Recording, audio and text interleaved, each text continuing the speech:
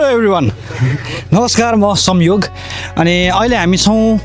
जनकपुरमा घाम एकदम तातो छ अनि हामी रेलवे स्टेसनको छेउछाउ छौँ गर्मी यत्रो छ त्यही माथि यहाँको हालतले गर्दा पनि अलिअलि दुःख पाइरहेछ यो क्यारेक्टर चाहिँ कन्टिन्यू क्यारेक्टर हो योभन्दा अगाडिको सिनदेखि भनेको म मरे पनि भन्ने गीत तपाईँले हेर्नु भएको छ भने तपाईँले थाहा पाउनुहुन्छ अनि त्यहाँदेखिको कन्टिन्यू हो यहाँसम्म आइपुग्दाखेरि चाहिँ यो क्यारेक्टरको ट्रान्सफर्मेसन जो अहिले तपाईँले देखिरहनु भएको छ यो चिज होइन यो चिजसम्म आइपुग्नको लागि चाहिँ बिचमा धेरै चिजहरू घट्यो भनेर काल्पनिक स्टोरी क्रिएट भएको छ होप यो सबै मेहनत गरेको चिजबाट राम्रो प्रोडक्ट निस्किन्छ होला लागि परेको छौँ सबै ठुलो टिम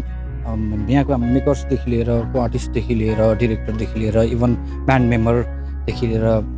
सबैजना लागि परेको छौँ राम्रो एउटा चिज निस्कियोस् भनेर होप निस्किसके पछाडि तपाईँले हेरिसके पछाडि तपाईँलाई पनि दामी लाग्छ होला मन पराइदिनुहुन्छ होला भन्ने आश छ